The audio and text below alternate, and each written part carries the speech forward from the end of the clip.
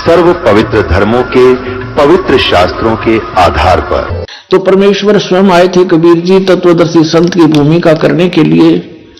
उन्होंने स्वयं आकर बताया था कि अक्षर पुरुष जैसे जमीन से बाहर दिखाई देता है, ये एक पेड़ कहलाता है। अक्षर पुरुष और सर पुरुष। अक्षर पुरुष एक पेड़ है और सर पुरुष वह की डार, और तीनों देवा शाखा हैं, ये पाते रूप संसारी। हे परमात्मा, कबीर भगवान ने 600 वर्ष पहले बताया था, अक्षर पुरुष एक पेड़ है, निरंजन कहो सर पुरुष कहो वह की डार, और तीनों देवा शाखा है, ये पात रूप संसार। तो परमात्मा ही स्वयं आकर के अपना ज्ञान अपने द्वारा रची हुई सृष्टि को ठीक ठीक बताते हैं। अब ये हम पढ़ेंगे गीता अध्याय नंबर 15 का श्लोक नंबर 1 आसानी तस्मद भावगा। ऊर्ध्व मूलम अध शाखम अश्वत्थम प्राहु अव्यम। ऊपर को जड़ नीचे को शाखा वाला ये संसार रूपी उल्टा लटका हुआ अविनाशी वृक्ष है। छंदासी यस्य प्रणानी, इसके छंद माने विभाग, पत्ते आदि इसके जो विभाग हैं, जो ये तम वेद जो उसको जानता है, इन सब को जानता है विस्तार से, स वेदवित, वह वेद के तात्पर्य को जानने वाला है। इनका अनुवाद गलत देखो। आदि पुरुष परमेश्वर मूल वाले, यानी ऊपर जो मूल है जड़ रूपी परमात्मा, वो तो परम अक्षर ब्रह्म है। आदि पुरुष परमेश्वर सर्वशक्तिमान, ये पूर्ण परमात्मा परम अक्षर ब्रह्म है। या ये इन्होंने अनुवाद गलत कर दिया। अधः शाखम, अधः माने नीचे करना था। ये देखो इसी के दूसरे श्लोक में ये अनुवाद में अधः माने नीचे, अधः माने नीचे, ये दूसरे श्लोक में। तो यहां अधः माने नीचे आना चाहिए था। अधः शाखम, नीचे को शाखा, ऊपर को मूल वाला, नीचे को शाखा वाला। संसार रूपी वृक्ष को अविनाशी कहते हैं, वेद जिसके पत्ते कहे गए हैं। उस संसार वृक्ष को जो पुरुष मूल सहित तत्व से जानता है, यानी जड़ते लेकर पत्तों तक जो बता देता है, स वेदवित, वह वेद के तात्पर्य को जानने वाला, अर्थात वो तत्वदर्शी संत है। अब यहां क्या कहा है, अब हम चौथे में आ जाते हैं कि तत्वदर्शी संत की प्राप्ति के उपरांत गीता अध्याय नंबर 15 का ये श्लोक नंबर 4 है। ये श्लोक नंबर 4 है यहां पर। उसके पश्चात उस परम पद रूप परमेश्वर को भली भांति खोजना चाहिए, जिसमें गए हुए पुरुष फिर लौट कर कभी संसार में नहीं आते, और जिससे यानी जिस परमेश्वर से पुरातन संसार वृक्ष की प्रवृत्ति विस्तार को प्राप्त हुई है, जिस परमेश्वर ने संसार रूपी वृक्ष को बनाया है, रचा है, उसी आदि पुरुष नारायण की मैं शरण हूं। इस प्रकार दृढ़ निश्चय करके उसी परमेश्वर का मनन और निधि ध्यान करना चाहिए। गीता ज्ञानदाता स्पष्ट कर रहा है कि केवल उसी नारायण की पूजा करनी चाहिए, परम अक्षर ब्रह्म की, अपने आत्मा। अब यहां सरपुरुष ये नाशवान, अक्षर पुरुष भी नाशवान। 15वें अध्याय के 16 और 17 में क्या लिखा है फिर पढ़ लो गीता जी। अब हम यहां पढ़ रहे थे अध्याय नंबर 15 का, ये 15 है, इसका श्लोक नंबर ये 16 है। यहां से इसमें लिख रहा क्या, दिवौ इमौ पुरुषौ लोके सर्च अक्षर एव च सर सर्वाणी भूतानि कुटुस्थ अक्षर उच्यते है। अब यहां दिवौ माने दो, इमौ माने इस, लोके माने लोक में, पुरुषों माने परमात्मा हैं। कौन कौन सी हैं, सरपुरुष और अक्षर पुरुष। जिस पुरुषों को हम यहां भी लगा सकते हैं, सरपुरुष और अक्षर पुरुष। अब इसका यहां से अनुवाद पढ़ो इनका। इस संसार में नाशवान और अविनाशी भी ये 2 प्रकार के पुरुष है। इन्होंने यहां पुरुष छोड़ दिया। 2 प्रकार के प्रभु हैं, स्वामी हैं। संपूर्ण प्राणियों के शरीर नाशवान और जीवात्मा अविनाशी कहा जाता है।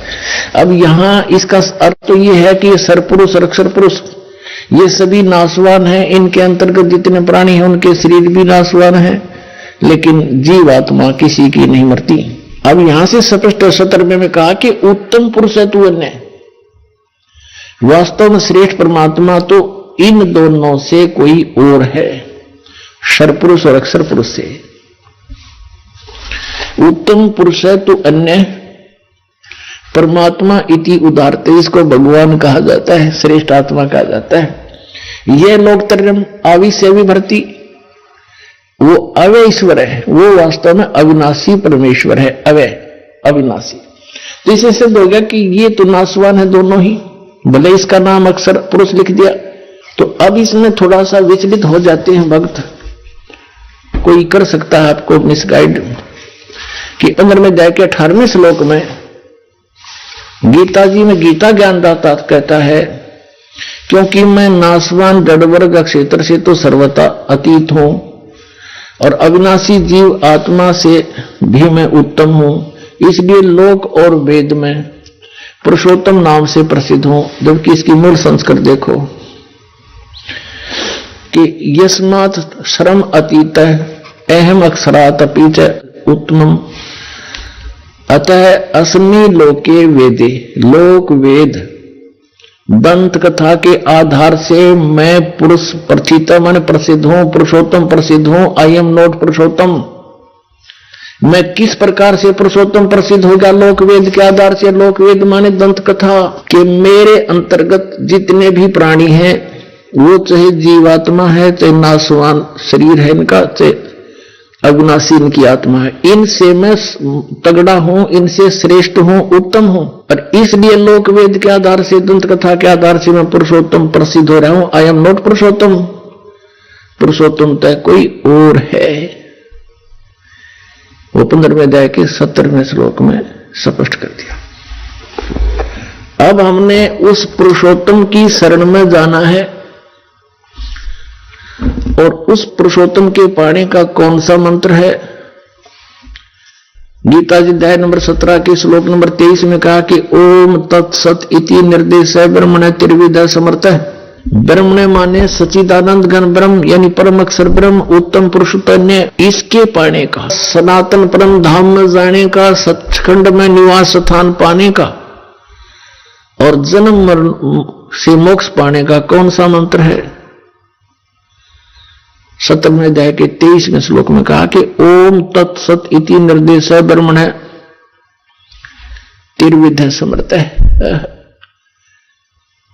उस सच्चिदानंद ब्रह्म ने माने सच्चिदानंद गण ब्रह्म का, परम अक्षर ब्रह्म का पाने का, आदि पुरुष परमेश्वर के पाने का, ये 3 मंत्र के जाप का निर्देश है, नथिंग एल्स। इसके अतिरिक्त कोई भी हरे राम हरे कृष्ण सीताराम राधे श्याम अन्य कोई भी जाप हम करते हैं वो मोक्ष प्राप्ति का नहीं है। तो उसके लिए हमने कौन से मंत्र हैं? ये ओम तत्सत। ओम तो सरपुरुष का और तत् ये अक्षर पुरुष का, तत् सांकेतिक है, ओम सीधा है, और सत भी सांकेतिक है। ये सत भी सांकेतिक है, ये परम अक्षर ब्रह्म का। ये तत् और सत ये सांकेतिक है, ये पूर्ण परमात्मा कबीर देव ने, परम अक्षर ब्रह्म ने स्वयं आकर के बताया है। सो हम शब्द हम जग में लाए, सार शब्द हम गुप्त छुपाए। कहते हैं सोहम शब्द आपके किसी सदग्रंथ में नहीं है। आपके जो 52 अक्षर के लेख तुम लिखते हो उनमें ये मंत्र नहीं है, सोहम मंत्र नहीं है। और ये सोहम शब्द हम जग में लाए, सार शब्द हम गुप्त छुपाए। नामा छिपा ओम तारी पीछे सोहम भेद बिचारी, सार शब्द पाया जदलोई, आवागमन बौड़ ना होई। पुणात्मा, हमने परमात्मा को पहचानने के लिए अपने सदग्रंथों का सहयोग ही लेना पड़ेगा। किसी की दंत कथा पर विश्वास नहीं करना। परमात्मा के क्या गुण है, वो क्या लीला करता है, ये हमारे पवित्र सदग्रंथ, पवित्र वेद बताते हैं। कबीर परमेश्वर ने कहा है कि वेद मेरा भेद है, मैं ना वेदन के माही, और जौन वेद से मैं मिलूं वो वेद जानते नहीं। वेदों में भेद है परमात्मा का कि वो कबीर परमात्मा है और वो सतलोक में रहता है, ऊपर तीसरे मुक्ति धाम में, सचखंड में। वहां से गति करके आता है, साधु रूप बनाता है, कवियों की तरह आचरण करता है, और यहां अच्छी आत्माओं को आकर मिलता है। आपको थोड़ा सा हिंट देते हैं, फिर उन आत्माओं के बारे में जानकारी देंगे जिनको भगवान मिले थे। ऋग्वेद मंडल नंबर 9 देखिएगा, और सूक्त नंबर आपको दिखाते हैं। ये है ऋग्वेद। ये कहां से प्रकाशित है? प्रकाशक सार्वदेशिक आर्य प्रतिनिधि सभा, महर्षि सिद्धांत भवन, रामलीला मैदान, नई दिल्ली। इनके फोन और फैक्स नंबर हैं। मुद्रक है Prince offset printers, 1510 foot of the house, Daryaganj, नई दिल्ली से। अब देखिएगा, ऋग्वेद मंडल नंबर 9 और सूक्त नंबर 86 और मंत्र नंबर 26 में इसमें क्या कहा है कि यज्ञ करने वाले यजमानों के लिए परमात्मा, यज्ञ माने धार्मिक अनुष्ठान करने वाले यजमानों माने भक्तों के लिए परमात्मा, सब रास्तों को सुगम करता हुआ, उनके विघ्नों को, उनके संकटों को मर्दन करता है, नाश करता है, उनको पवित्र करता हुआ, और अपने रूप को सरल करता हुआ, वह कांति में परमात्मा। इन्होंने यहां क्या कर दिया, ये यहां शब्द है कबीर, हम इसको कबीर बोले, कबीर वह बोलते हैं, वह को, वेदों को हम वेद बोलते हैं अपनी लोकल लैंग्वेज में पूरे भारत में। अब यहां इन्होंने कवि यू ऐसे अक्षर लगाकर इसका अर्थ कर दिया सर्वज्ञ, या तो इसका कवि लिखते, कवि काव्यकार, लेकिन काव्यकार का यहां प्रसंग नहीं, तो इसका अर्थ सर्वज्ञ नहीं कर सकते। भले इसका अर्थ कवि कर दो, लेकिन वो उस परमात्मा को हम, जैसे ये यजुर्वेद है, आपको दिखाते हैं। अब जैसे ये यजुर्वेद है, अब इसके 2 बिंदी यहां लगा दे तो, और इसका अलग अलग करे तो भी यजुर्वेद ही है। ये देखिए, इसमें प्रकाशक है सार्वदेशिक आर्य प्रतिनिधि सभा, 2/5, महर्षि सिद्धांत भवन, रामलीला मैदान, नई दिल्ली। इसमें आपको दिखाते 36 में, इनके 36वें अध्याय में, ये है 36वां अध्याय, 6300 अध्याय, 36वें अध्याय के प्रथम मंत्र में क्या लिखा है? रेचम वाचम परपदे मनो यजु परपदे। ये यजु शब्द है, इसका अनुवाद महर्षि दानंद ने किया है। यहां देखो, ये बिल्कुल ठीक रहा, ये यजुर्वेद लिख दिया। बस सीधी सी बात है कि ये यजुर्वेद की महिमा गाई जा रही है, और यहां इस यजु का अर्थ कर दे, जैसे कवि का अर्थ ने सर्वज्ञ कर दिया। कवि कोई भी सर्वज्ञ नहीं होता, जैसे इन्होंने ऋग्वेद में इस कवि का अर्थ सर्वज्ञ कर दिया। अब कवि कोई सर्वज्ञ नहीं होता, यहां लिखना चाहिए था कबीर देव। जैसे यजु, अगर यजु का अर्थ कर देते वहां पर, तो कैसे समझेंगे कि किसके बारे में कहा जा रहा है? यजुर्वेद के बारे में। अब जैसे यहां इन्होंने ठीक किया है, ये यजुर्वेद में, अब हम यजुर्वेद आपको दिखा रहे हैं सिर्फ ये कंसेप्ट क्लियर करने के लिए कि जैसे इस महर्षि दयानंद ने यजु का अर्थ यजुर्वेद कर दिया, बहुत अच्छा किया। अगर इसका यहां कोई अनुवाद करके अड़ंगा कर दे तो कैसे समझेंगे कि यजुर्वेद के बारे में जानकारी है? ठीक इसी प्रकार अब हम फिर आते हैं अपने ऋग्वेद पर, हम आते हैं अपने ऋग्वेद पर, जो आपको पहले दिखाया था। ये भी आर्य प्रतिनिधि सभा से ही प्रकाशित है। ये ऋग्वेद यहां से प्रकाशित है, ये भी आपको दिखाया था। ये इसके मुद्रक हैं, ये ऋग्वेद है। अब हम इसके वो पढ़ रहे हैं, ऋग्वेद मंडल नंबर 9 सूक्त 86 मंत्र 26 पढ़ रहे हैं। 26 इसमें आप पढ़ लिया कि यज्ञ करने वाले यजमानों के लिए, यानी साधना करने वाले, धार्मिक अनुष्ठान करने वाले भक्तों के लिए परमात्मा सब रास्तों को सुगम करता हुआ और उनके विघ्नों को मर्दन करता है, नाश करता है, और अपने रूप को सरल करता हुआ, क्योंकि सतलोक में परमात्मा साकार है, सह शरीर है, सतलोक में रहता है। वहां उसके एक रोमकूप में करोड़ सूर्य, करोड़ चंद्रमा मिला दी, इतनी शोभा है। तो एज इट इज भगवान यहां आ जाता हम देख नहीं सकते, इसलिए अपने रूप को सरल करता हुआ हल्का तेज पुंज का बनाकर वह कांति में परमात्मा सर्वज्ञ नहीं लिखना था, वो कबीर देव लिख दो यहां पर। कबीर देव, हम कबीर देव कहने लगे, कबीर देव, देव न साहब कह लो, भगवान कहो, हम उसको कबीर साहब कहते हैं। कबीर साहब, यहां कबीर देव लिख दे। विद्युत के समान क्रीड़ा करता हुआ वर्णीय पुरुष अच्छी आत्मा को प्राप्त होता है। अब देखना 27वें मंत्र में, ऋग्वेद मंडल नंबर 9 सूक्त नंबर 86 मंत्र नंबर 27 में हम आगे। इसमें लिखा कि जो परमात्मा ध्रुवलोक के तीसरे पृष्ठ पर विराजमान है, वहां ऊपर रहता है तीसरे लोक में। अब ये कंसेप्ट क्लियर हो जाएगा कि वो परमात्मा कौन है, कबीर देव है, वो क्या करता है, अच्छी आत्माओं को मिलता है आकर के। देखो फिर आगे देखते हैं, ऋग्वेद मंडल नंबर 9 सूक्त 82 का और मंत्र नंबर हम नीचे लेते हैं 1। इसमें क्या किया है कि सर्व उत्पादक प्रभु, सबकी रचना करने वाला, सबको उत्पन्न करने वाला परमात्मा, प्रकाश रूप सद्गुणों की वृष्टि करने वाला, पापों को हरण करने वाला, वह राजा के समान, राजा के, देखो ये 269 पे पढ़ा हमने ना, कोई नकली नो कर देगा और पृष्ठ दिखा दिया होगा। ये 270 पे आ गए। राजा पीछे लिखा था, राजा के समान दर्शनीय है, देखने जोगा है, साकार है भगवान, वहां विराजमान है ऊपर के लोक में। वह पृथ्वी आदि लोक लोकांतरों के चारों ओर शब्दमान हो रहा है।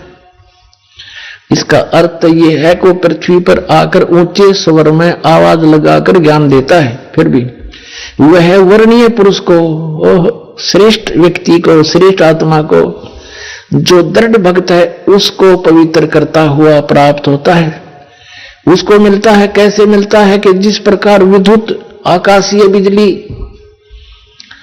सने वाले स्थानों को आधार बनाकर प्राप्त होती है, उसी प्रकार परमात्मा प्राप्त होता है। अब देखो उद्देश्य क्या लेकर आता है, यह देखो फिर ऋग्वेद मंडल नंबर 9 सूक्त 82 का मंत्र नंबर हम 2 पढ़ रहे हैं। पहला पढ़ लिया, हे परमात्मन, उपदेश करने की इच्छा से आप, ज्ञान देने की इच्छा से आप महापुरुषों को प्राप्त होते हो। महापुरुषों को प्राप्त होते हो, अच्छी आत्मा को प्राप्त होते हो, और आप अत्यंत गतिशील पदार्थ के समान हमारे आध्यात्मिक यज्ञ को प्राप्त होते हैं। आप, या फिर लिख दिया सर्वज्ञ, यह लिखना था, आप कबीर देव हैं, आप कबीर साहब हैं और शुद्ध स्वरूप हैं। हमारे पापों को दूर करके हे अमर परमात्मा, हे सोम, हमको सुख दे। अब ये सिद्ध हो गया कि वो परमात्मा सतलोक से चलकर आता है और यहां ज्ञान देने के उद्देश्य से वो अच्छी आत्माओं को मिलता, जो दृढ़ भक्त हैं, अत्यंत गतिशील पदार्थ के समान एकदम नीचे आते हैं। तो पुण्यात्माओं, अब वो श्रेष्ठ आत्माओं को कैसे मिलते हैं, जैसे विद्युत आकाशीय बिजली किसी धातु विशेष पर आकर गिरती है। जैसे पहले कांसी धातु होती थी, कांसी, और उसकी थाली बेले होते थे।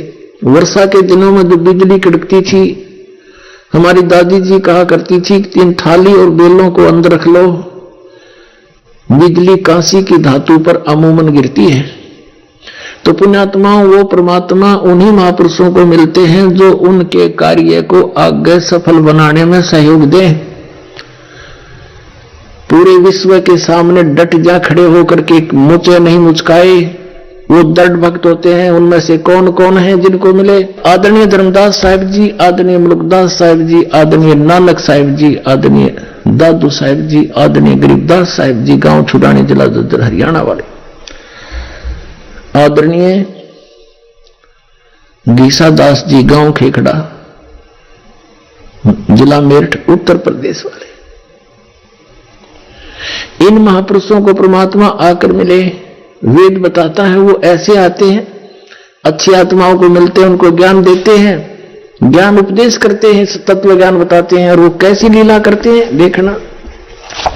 वो कवियों की तरह आचरण करते हैं। 9वें अध्याय का ऋग्वेद मंडल नंबर 9 और सूक्त 94 का मंत्र 1 दिखाते हैं आपको। ये देखिएगा, ये है ऋग्वेद मंडल नंबर 9 और सूक्त 94 और इसका मंत्र नंबर 1 ये यहां से शुरू होता है। ये शब्द है कवियन वर्जम। कवियन वर्जम माने जाते हैं, विचरते हैं कवियों की तरह। यहां इन्होंने अनुवाद किया है, यहां अनुवाद किया कि सूर्य के विषय में जैसे रश्मियां प्रकाशित करती हैं, उसी प्रकार मनुष्यों की बुद्धियां अपनी अपनी उत्कृष्ट शक्ति के विषय करती हैं। जिस परमात्मा में सर्वोपरि बलों के समान शुभ बल है, वह परमात्मा कर्मों का अध्यक्ष होता हुआ, सबको पवित्र करता हुआ, कवियों की तरह आचरण करता हुआ,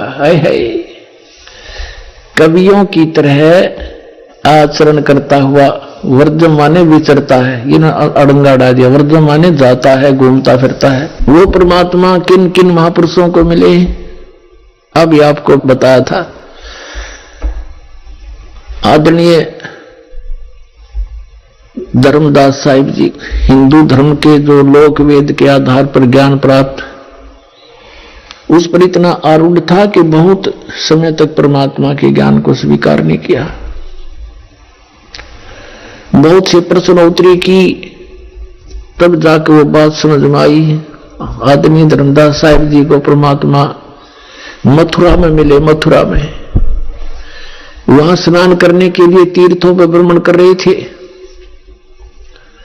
जैसा भी लोक वेद सुना हुआ था, रूपदास नाम के उनके गुरु जी से 68 तीर्थ, हरे राम हरे कृष्ण सीताराम राधे श्याम राधे राधे श्याम मिला दे, इस तरह के मंत्र बता रखे थे।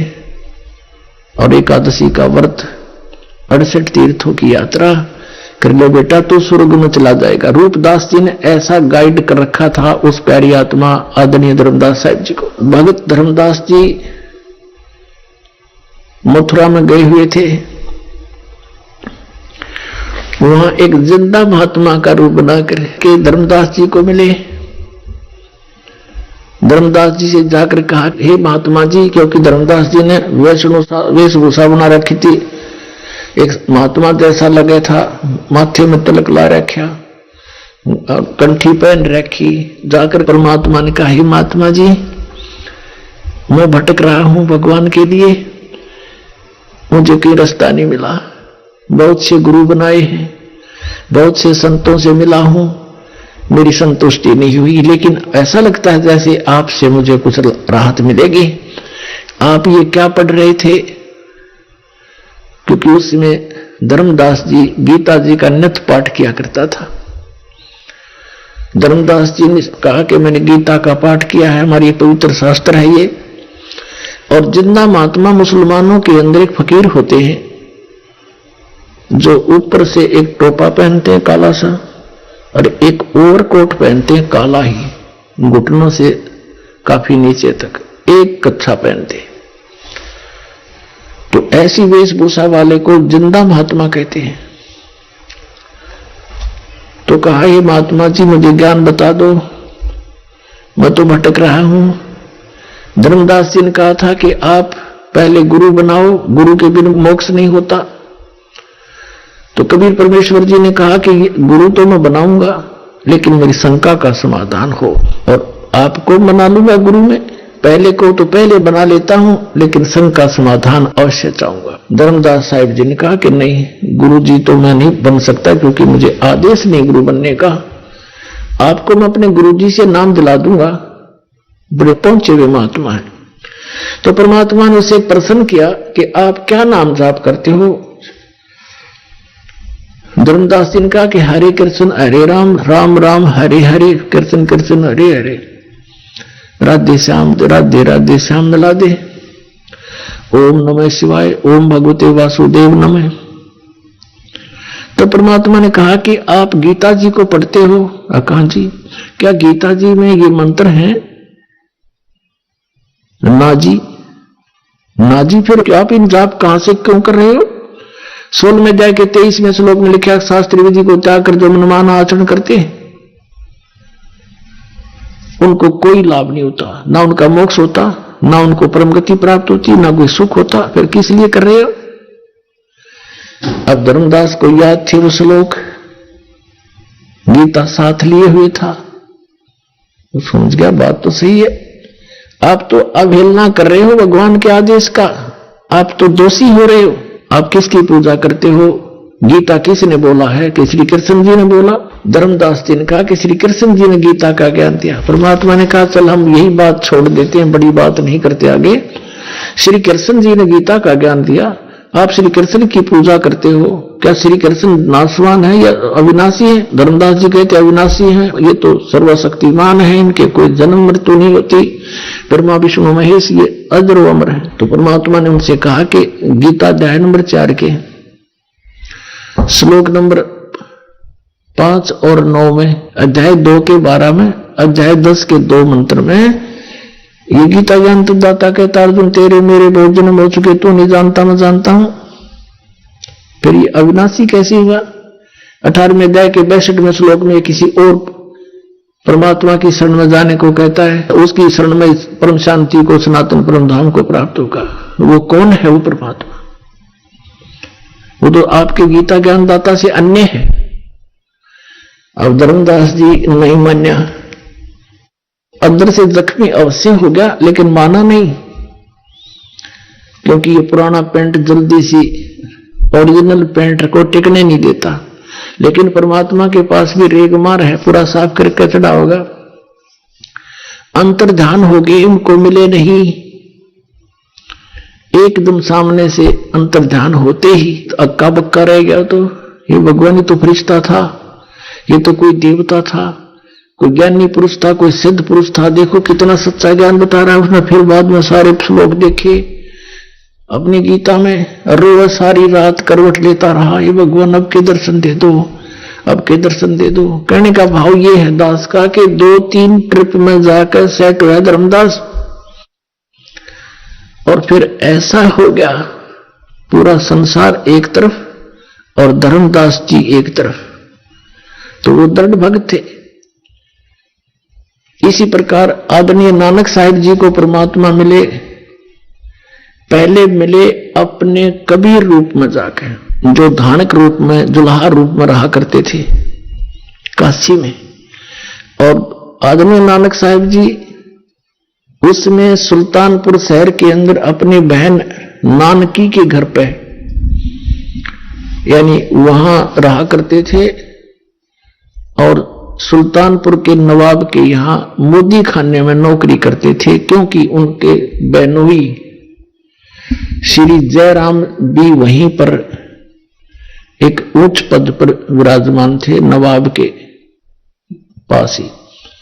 उन्हीं की शनाख्त पर उनको वहां नौकरी मिली थी। प्रतिदिन स्नान करने के लिए 1-2 नौकर जाता था साथ में, श्री नानक साहिब जी जाते थे। बेई नदी सुल्तानपुर के साथ से ही बह रही है, वहां स्नान करने जाते थे। एक दिन परमात्मा कबीर देव जी जिंदा महात्मा के रूप में मिले और प्रश्न उत्तरी की कि मैं एक भटका हुआ प्राणी हूं, परमात्मा की खोज में घूम रहा हूं, आपके बारे में मैंने बहुत कुछ सुना है, आप बड़े महात्मा हो, बड़े अच्छे भक्त हो, मैं आपसे कुछ ज्ञान प्राप्ति करना चाहता हूं। अब नानक साहिब जी ने जैसा भी उन्होंने ब्रजलाल पांडे से ज्ञान सुना था, बताने लगे कि विष्णु भगवान सर्वशक्तिमान है, यही 3 रूप धारण करके सारी स्थिति सृष्टि और संहार करते हैं, अजर व अमर हैं, इनकी जन्म मृत्यु नहीं होती। फिर बताया कि गीता जी का नित्य पाठ करना चाहिए, नित्य पाठ करने से जीव को बहुत लाभ होता है, परमात्मा प्राप्ति होती है। फिर परमात्मा ने पूछा कि आप मंत्र कौन से जाप करते हो? कि हरे कृष्ण कृष्ण कृष्ण हरे हरे, राम राम राधे श्याम सीताराम, राधे राधे श्याम मिला दे। और एक ओम मंत्र भी जाप करते हैं। परमात्मा ने प्रश्न किया कि गीता जी का ज्ञान किसने बोला? महात्मा जी। अब नानक साहब ने कहा कि पहले मुझे गुरु बना, फिर बताऊंगा सारी बातें। अब परमात्मा ने कहा ठीक है, आप मेरे गुरु जी, मैं आपका बच्चा, मुझे ज्ञान करा दो, मुझे तो मोक्ष चाहिए। यहां गुरु शिष्य की कोई बातें नहीं है, मैं तो निकला भगवान के लिए हूं। नानक साहब ने पूछा कि आपका इंट्रोडक्शन दीजिए। परमात्मा ने कहा कि मैं धानक हूं, कबीर नाम है मेरा, और काशी में जुल्हे का कार्य करता हूं, धानक का। परमात्मा के लिए भटक रहा हूं और मैं आपको गुरु धारण करता हूं। आप मेरे गुरु, मैं आपका बच्चा, मुझे ज्ञान दे दो। तब नानक साहब ने बताया, परमात्मा ने प्रश्न किया कि श्रीमद् भगवत गीता का ज्ञान किसने बोला? कि श्री कृष्ण जी ने बोला। श्री कृष्ण किसके अवतार थे? परमेश्वर ने प्रश्न किया। नानक साहब जी ने कहा कि विष्णु अवतार थे, स्वयं श्री कृष्ण ही विष्णु रूप में आए हुए थे। तो परमात्मा ने प्रश्न किया कि गीता जी का ज्ञान विष्णु जी ने दिया, समझो? हाँ, विष्णु समझो तो कृष्ण कहो। तो गीता अध्याय नंबर 4 के श्लोक नंबर 5 और 9 में, गीता जी अध्याय नंबर 2 के श्लोक 12 में, गीता अध्याय नंबर 10 के श्लोक नंबर 2 में गीता ज्ञानदाता कहता है कि अर्जुन तेरे और मेरे बहुत जन्म हो चुके हैं, तो नहीं जानता, मैं जानता। कि हे गुरुजी, ये तो नासवान है, अविनाशी कहां हुए? आपके ग्रंथ में लिखा है। तो 18वें अध्याय के 62वें श्लोक में कहा कि तू सर्वभाव से उस परमेश्वर की शरण में जा, उसकी कृपा से तो परम शांति और सनातन परम धाम को प्राप्त होगा। तो वो परमात्मा कौन है? मुझे तो उसकी खोज है बस। अब इस बात से नानक साहब जी एकदम चकित हुए कि सचमुच। फिर परमात्मा ने बताया कि ब्रह्मा विष्णु महेश नासवान है, इनकी जन्म मृत्यु होती है। इस बात से परमात्मा ने फिर उसको संकेत दिया कि ऐसे ऐसे श्री मद देवी भागवत के 3रे स्कंद में, और ये ऐसा लिखा है। अब जब ये सुना कि ब्रह्मा विष्णु महेश नासवान है, इस बात से नानक साहब जी बहुत अक्षुब्ध हो गए और सीधे मुंह बात करना बंद कर दिया कि बस इसे आगे मत बोल। परमात्मा वहां से उठकर चल पड़े। उसमें कुछ और भी भक्त वहां स्नान करने गए थे, वो भी बैठ के वार्ता सुनने। जब कबीर साहब चले गए वहां से, तो नानक साहब जी से पूछने लगे, अन्य कोई भक्त बैठे थे, वो व्यक्ति स्नान करने आए हुए थे, कि नानक साहब जी, ये आपको जो गुरुजी बोल रहे थे, ये आपका चेला, ये कौन था? कि ये धानक था, कमीन, छोटी जात का, छोटा मुंह, बड़ी बातें कर रहा था, ब्रह्मा विष्णु महेश को नासवान बता रहा था ये। और मैंने इसको फिर सुनाया सही ज्ञान, थे हार के भाग गया। पुण्यात्मा नानक साहब जैसी पुण्यात्मा में भी अहम भरा हुआ था, होमो था इनमें। उस होमो के कारण परमात्मा से दूर हो गए। उसके बाद सारी रात करवट लेते रहे कि सचमुच गीता जी को फिर गहराई से पढ़ा, अन्य ब्राह्मणों से उसका निष्कर्ष निकलवाने की चेष्टा की। उन्होंने कोई सीधे मुंह जवाब नहीं दिया कि नहीं, ये तो अपने बारे में बोल रहे।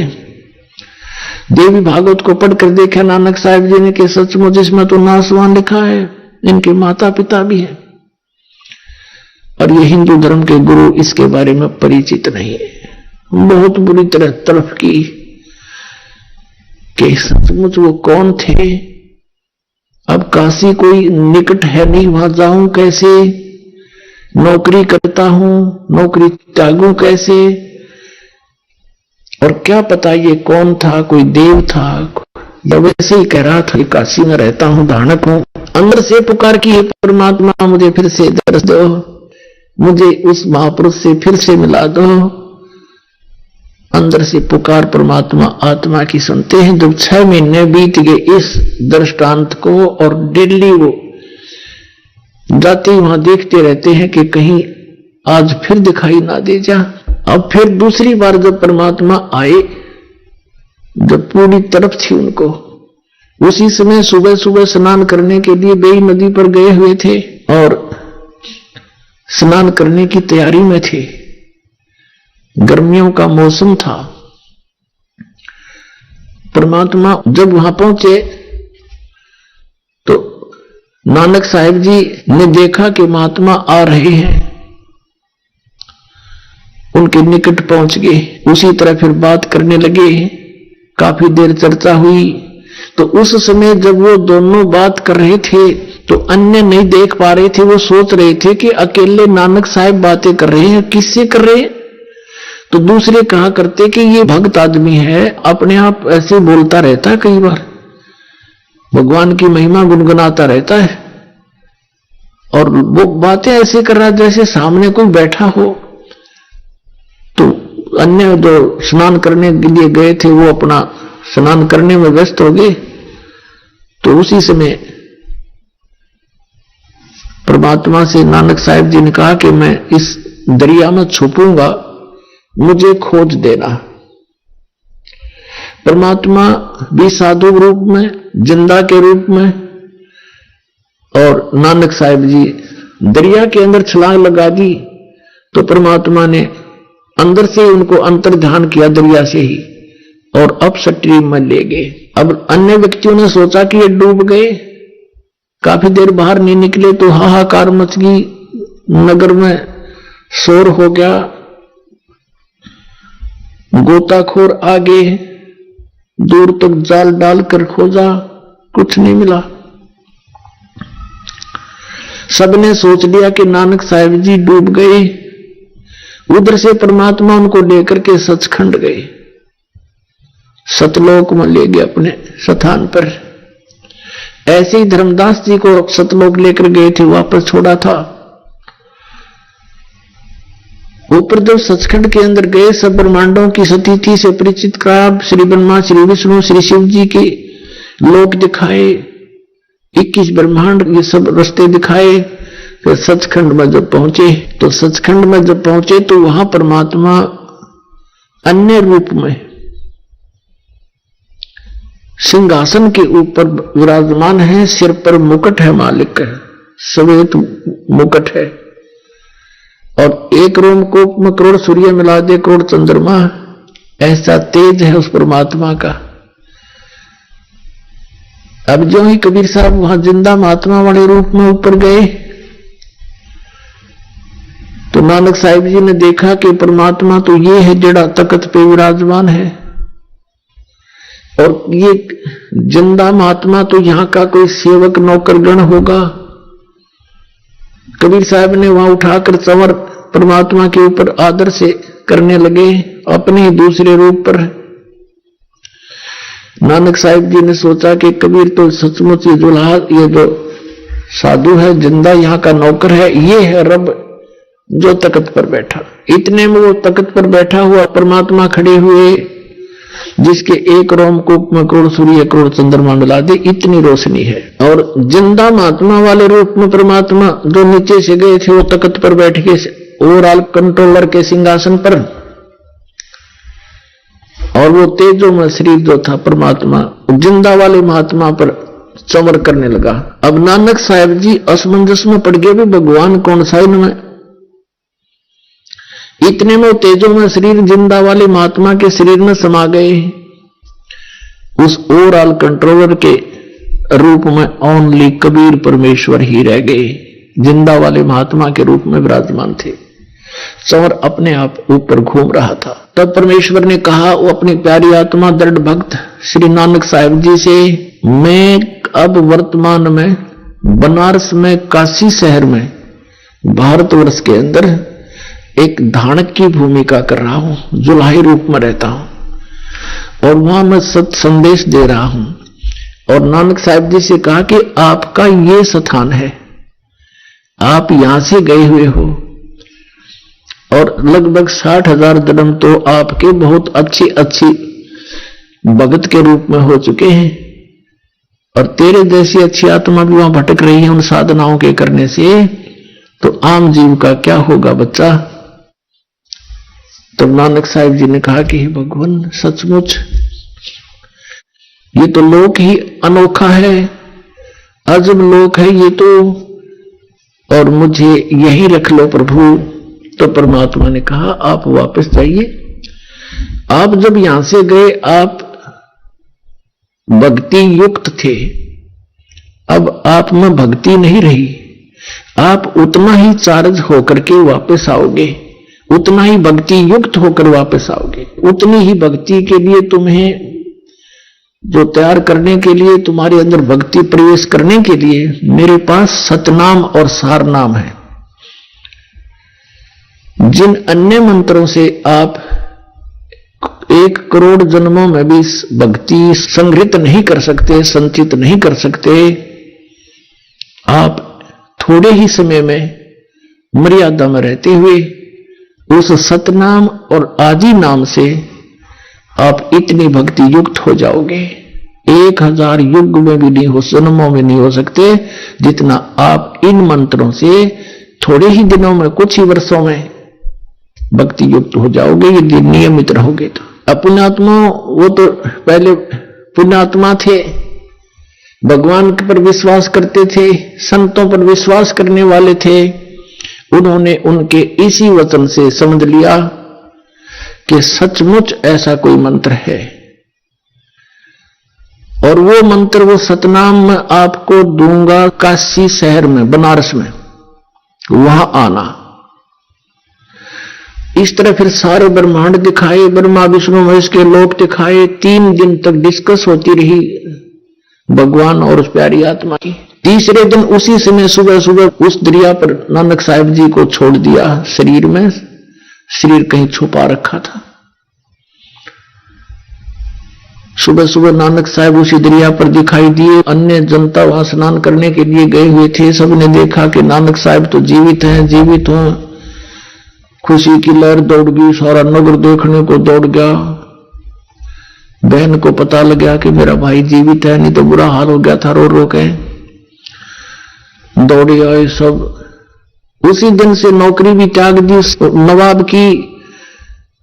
और पुण्यात्मा नौकरी पर एक दिन गए थे, जाकर के सबको सौदा लेने आए ना, सबको देने लगे 1 2 3 13 से आगे गिनना भूल गए। 13 हे भगवान, यहां है नहीं कुछ भी, सब कुछ 13 करके सारा लुटा दिया खजाना। किसी ने शिकायत की नवाब को कि आपका खजाना आपके नौकर ने लुटा दिया, खाली कर दिया। और स्वयं वो वहां उस जिंदा वाला जैसे रूप में परमात्मा मिले थे वैसा ही चोला पहन के वेशभूषा बनाकर शमशान घाट पर जा बैठे। उधर से उस खजाने की जांच करवाई गई श्री जयराम जी की उपस्थिति में, जो श्री नानक साहब जी के बहनोई थे, जिनके जमानत से, जिनकी शनाखत से वो वहां नौकरी लगे थे। तो कहते हैं खजाने की जब जांच हुई तो 760 रुपये नानक साहिब जी के ही सरकार की तरफ एक्स्ट्रा प्राप्त हुए। उस नवाब ने अक्षमा याचना की और कहा बुला लो एक बार उनको, फिर से नौकरी ग्रहण कर ले। अब नानक साहिब जी ने वो सब पैसे वहीं छोड़ दिए और कहा मुझे नहीं चाहिए तेरी नौकरी, अब सच्ची सरकार की नौकरी करूंगा। कहने लगे मैं परमात्मा की खोज करूंगा, वो यही बनारस काशी में रहता, यही रहते हैं, पृथ्वी पर आए हुए हैं, मुझे मिले थे। कौन मिला था तुझे? कि मुझे सतपुरुष मिला था, सचखंड लेकर गया था और उसकी खोज करूंगा मैं, मुझे सतनाम प्राप्त करना है। अब इसी प्रकार आदरणीय गरीबदास साहिब जी को परमात्मा मिले थे। गांव छुड़ाने के खेतों में गौ चरा रहे थे, जिंदा महात्मा का रूप बनाकर वहां आए। 10 वर्ष के बालक थे गरीबदास जी, गौ चरा रहे थे और भी कुछ पाली ग्वाले साथ में थे। उनको भी फिर परमात्मा सचखंड लेकर गए थे। उनको शाम को वापस छोड़ दिया था, 10 बजे ले गए थे, शाम के 8 बजे वापस छोड़ दिया था। उनका अंतिम संस्कार करने लगे थे मृत समझकर, तब वापस आ गए थे और आते ही वे अमृतवाणी बोलनी शुरू कर दी थी। क्या बताया उन्होंने भी? हम सुल्तानी नानक तारे दादो को उपदेश दिया, जात जुलाहा भेद न पाया वो काशी महे कबीर हुआ। आदरणीय गरीबदास साहिब जी ने क्या कहा है कि झांकी वेख कबीर की, नानक की तीवा वह सिखों के गल पड़ी इब कौन छुटावता। कि झांकी वे कबीर की, झांकी माने वो नजारा सचखंड का। जैसे आप 26 जनवरी पर देखते हो भारतवर्ष में झांकियां निकलती हैं, ये हरियाणा प्रांत की झांकी है, ये पंजाब प्रांत की झांकी है। इसमें ऐसा अपने अपने जो मॉडल बना करके प्रदर्शन किए जाते हैं। तो कहते हैं आदरणीय गरीबदास साहब जी कहते हैं, झांकी वेख कबीर की नानक की वाह वाहे गुरु वाहे गुरु वाहे, कि वाह गुरु तेरी वाह तेरी। कि सतनाम बिना मोक्ष नहीं, सतनाम का हम आस पास भी नहीं। अब उस महात्मा ने, उस महान आत्मा ने इस मंत्र के प्राप्त होने की कितनी खुशी मनाई और कितनी सराहना की अपने गुरुदेव के प्रति, यानी परमात्मा के प्रति। और आपको तो इतनी आसानी से मिल रहा है, आप इसकी कदर नहीं जानते। ये सतनाम आज तक केवल इन चंद महात्माओं को मिला था, उसके बाद इनको बैन कर दिया था कि बताना नहीं। अभी परमात्मा ने इनसे कह दिया था, प्रतिज्ञा दिला दी थी कि तुम जाप करो सतनाम का, 2 अक्षर का ये सतनाम। इसमें एक ओम मंत्र है, एक तत् है, ओम ब्रह्म का सरपुरुष का और तत् ये अक्षर पुरुष का। और सत जैसे गीता जी अध्याय नंबर 17 के श्लोक 23 में आपने सुना, ओम तत्सत इति निर्देश है ब्रह्मण त्रिविध समर्थ है। वो सच्चिदानंद घन परमात्मा के पाने का, सतलोक में जाने का 3 मंत्र का जाप है। तो इसके बारे में गीता ज्ञानदाता भी अनभिज्ञ है। उसने 4थे अध्याय के 34वें श्लोक में कहा कि उस तत्व ज्ञान को जो परमात्मा के विषय में जानकारी है जिसके अंदर, और जो उस परमेश्वर ने स्वयं आकर के अपने मुख कमल से बोला है,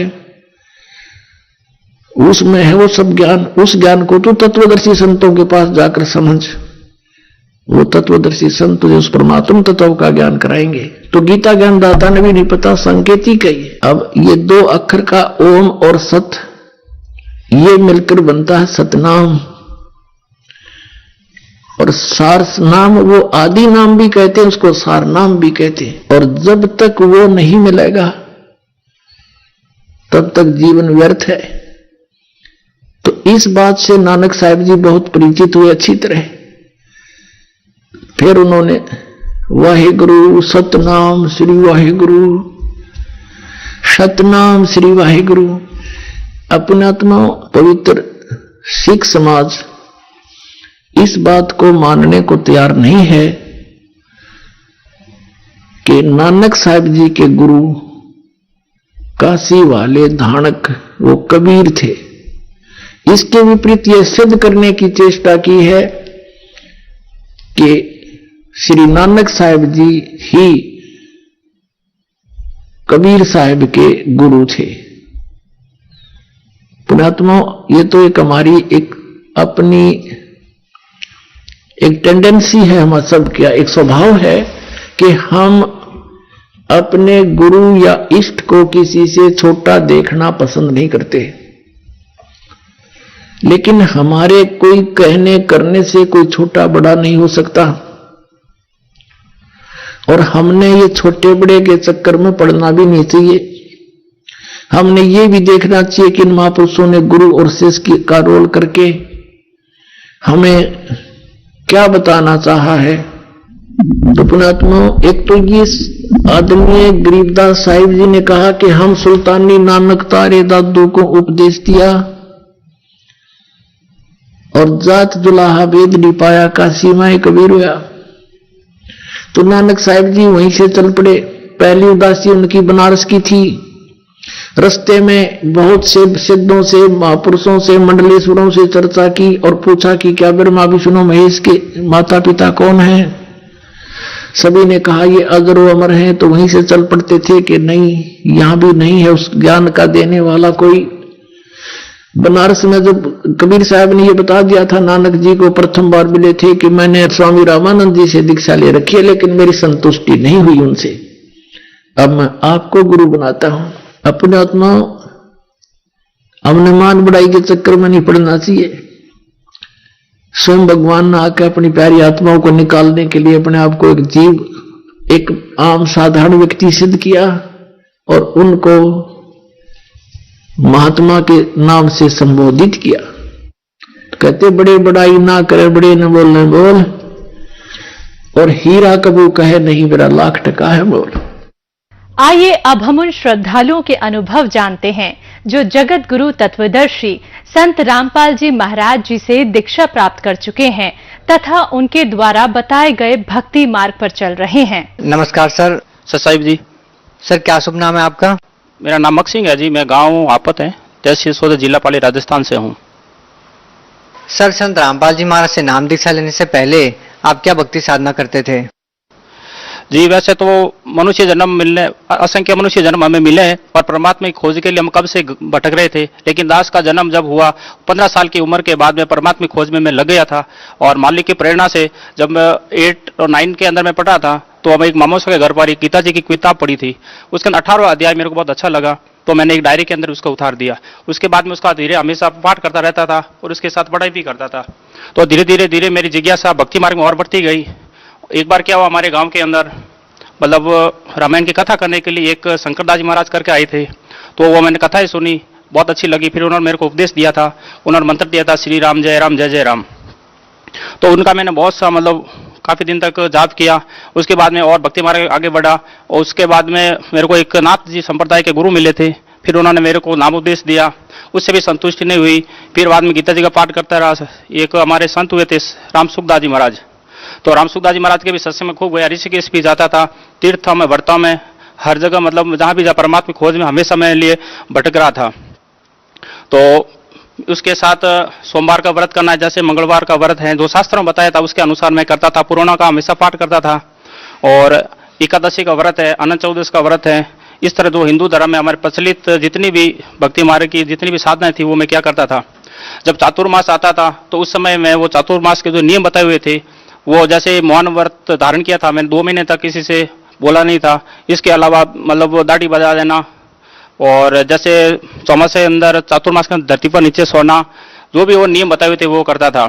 इसके अलावा मैं गांव के अंदर जब एकादशी का व्रत होता था, गांव वाली महिला भी आती इकट्ठी होती और मैं उनको सबको व्रत के बारे में जानकारी देना, छोटी मोटी कथा करना, इस तरह से वो मैं काम किया करता था। सर आप संत रामपाल जी महाराज जी की शरण में कैसे आए?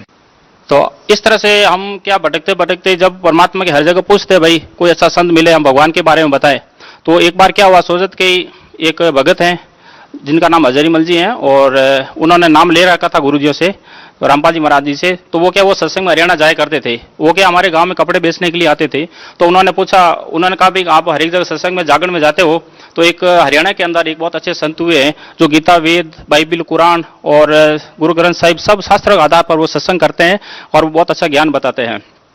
तो वो उन्होंने बात बताई तो हमें बहुत अच्छी लगी। तो भाई हमने सोचा भाई हमें चलना चाहिए और वहाँ सत्संग सुनना जरूर चाहिए। तो हमारे एक साथी था, तो हम 2 जन हम तैयार हुए थे।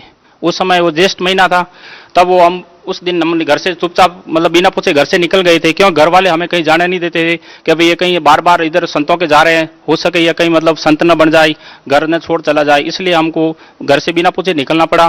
फिर आगे जाकर हमें घर पर फोन बता दिया, फोन करे भाई हम वहाँ हरियाणा जा रहे हैं। जब आगे गए हमें पता चला कि गुरुजी कबीर साहब की वाणी पर भी मतलब सारा सत्संग बताते हैं, इस तरह से बताते हैं। तो जब कबीर साहब का नाम लिया तो थोड़ा अच्छा सा नहीं लगा, क्योंकि मैं देवी देवताओं की, कृष्ण भगवान का परम भक्त था, उनकी सारी भक्ति करता था। तो कबीर साहब का इतना ज्ञान था नहीं मैंने, तो मैंने सोचा जो भी होगा सत्संग सुनेंगे और अच्छा ज्ञान है तो जरूर वहां से उपदेश लेंगे। सर संत रामपाल जी महाराज के सानिध्य में आने के बाद आपको क्या लाभ मिला? जी प्रथम लाभ तो ऐसा ही था कि जैसे नाम लेने के बाद जैसे मैं घर गया था तो पहले तो मैंने एक काम किया था, जो परमात्मा जब ज्ञान समझ में आ गया तो को क्या मैं एक ही भक्ति करनी चाहिए, दूसरा अन्य की नहीं करनी चाहिए। तो पहले तो मैं सारे जाते ही घर पर देवी देवताओं के फोटो हटाए, और जैसे मैं फोटो हटाने लगा तो भक्तमती मेरे को पकड़ कर रोने लगी कि हो सके अब घर छोड़कर नहीं चले जाए। तो मैंने बोला अब मैं कहीं नहीं जा सकता क्योंकि मुझे परमात्मा मिल गए हैं। और फिर उन्होंने मेरे को छोड़ा, आराम से सारी तस्वीरों को एक तरफ रखा। तो मेरे घर पर बहुत सारी तस्वीर है, इनके अलावा मैं जो इनके पूजा पाठों पर बहुत सारा खर्च भी करता था उससे भी बच गया। और दूसरा क्या, मेरे भक्तमती घर में वो काफी समय से जब से वो शादी करके आई थी उनसे मतलब 7 केस ऐसे हो गए तो 4 महीने 6 महीने के बाद उनके जो भी बच्चे होते थे वो मर जाते थे। लेकिन मालिक के शरण के आने के बाद एक भी ऐसा केस नहीं हुआ।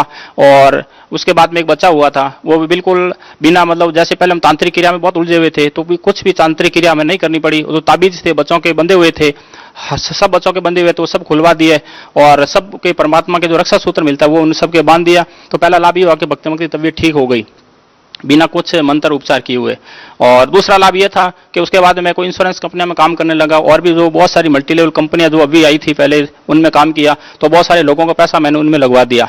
तो अब वो क्या कंपनियां सब वो भाग गई थी, तो वो सारे लोग मेरे ऊपर आकर चढ़ गए कि आप पैसा हमें दो, नहीं तो हम आपके साथ कार्रवाई करेंगे, वो करेंगे। और यदि मैं परमात्मा शरण नहीं होता तो हो सके मेरे को जेल भी जाना पड़ता था। तो मालिक ने मेरे को इससे भी मेरे बचा लिया और सबको समझा बुझा कर और जिनका भी थोड़ा मोटा देना था वो सबका दिया। इस प्रकार से दूसरा लाभ मेरे को मालिक की शरण में जाने से हुआ जी। सर, हिंदुस्तान में बहुत सारे धर्मगुरु हैं, आप उन सबको छोड़कर संत रामपाल जी महाराज जी की शरण में क्यों गए? बिल्कुल, इसका बहुत ही वजन कारण है सब। क्यों मैं परमात्मा की खोज के लिए भटका तो मेरे प्रश्नों का उत्तर या मेरे को आत्मसंतुष्टि नहीं मिली कि वो परमात्मा एक कौन है, कहाँ रहता है। तो इस तरह से जब ये परमात्मा का ज्ञान मिला सदगुरु रामपाल जी महाराज का, तभी वास्तव में पता चला कि शास्त्र के अनुसार ये साधना देते हैं। बाकी दूसरे संतों की जो साधना है वो साधना विरुद्ध, जो भक्ति मार्ग के विरुद्ध मतलब इनके साधना करवाते हैं। गीता जी में लिखा है देवताओं की पूजा वाले देव बनोगे, पितरों की पूजा वाले पितर बनोगे और भूतों की पूजा करने भूत बनोगे। तो हे अर्जुन, मेरी पूजा मेरे पास आएंगे। तो ये जितने भी साधु संत जितने भी पूजा करवा रहे हैं वो शास्त्र विरुद्ध करवा रहे हैं। क्योंकि मेरे सामने प्रत्यक्ष उदाहरण है, मेरे परदादू साहब हैं वो पितर बने हुए हैं, उनके बाद में दादू साहब वो भी पितर बने हुए, उनके बाद मेरे अंकल जी पितर बने हुए, एक मेरे उसके बाद में बड़े फादर की डेथ हुई वो भी पितर बन गए। तो इस तरह 3-4 पीढ़ी मैं खुद देख रहा हूँ कि हम इनकी पूजा कर रहे थे और वो भी बने। तो इसके बाद मेरे पिताजी को भी सलाह दी कि पिताजी यदि आप भी ये भक्ति नहीं करोगे तो आप खुद भी एक पितर भूमिया बनोगे और हम आपकी पूजा करने वाले नहीं है। तो ये इन जो संतों के पास है ये बिल्कुल शास्त्र विरुद्ध ज्ञान है। और गीता जी में कहा कि अर्जुन, शास्त्र विधि को छोड़कर जो मनमाना आचरण करेगा, पूजा करेगा, वह न सिद्धि को प्राप्त, न परम गति को, न सुख को ही। इसलिए आज बहुत सारे मतलब देवी जो पूजा कर रहे हैं शास्त्र विरुद्ध, तो बहुत सारे पितर बन रहे हैं, कोई भूत बन रहे हैं और हम सारा कष्ट उठा रहे हैं। तो इसलिए परमात्मा को चूज किया क्योंकि ये सही ज्ञान था और सत्य ज्ञान था और शास्त्र अनुसार मतलब रामपाल जी महाराज ज्ञान देते हैं, इसलिए इनको मैंने चूज किया। सर, संत रामपाल जी महाराज जी के बारे में ऐसा कहा जाता है कि वो अन्य सभी धर्मगुरुओं की निंदा करते हैं। सर, आप क्या कहना चाहेंगे इसके बारे में? जी, संत रामपाल जी महाराज निंदा किसी की नहीं करते हैं जी, लेकिन सच्चाई हमेशा कड़वी होती है।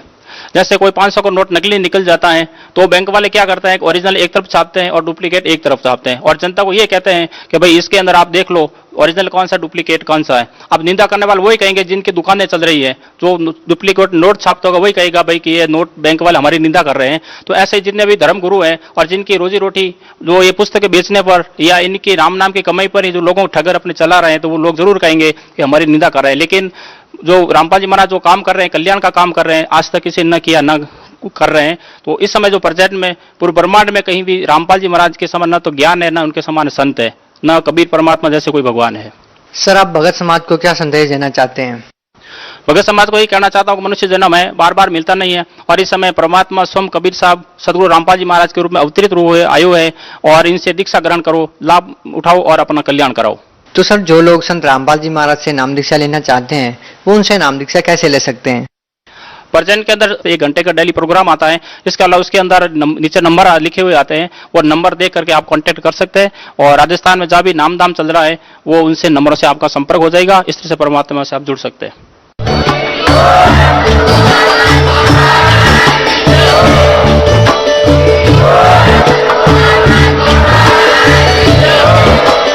आप सुन रहे थे जगत गुरु तत्वदर्शी संत रामपाल जी महाराज जी के मंगल प्रवचन। अधिक जानकारी के लिए विजिट कीजिए हमारी वेबसाइट www.jagatgururampalji.org। संत रामपाल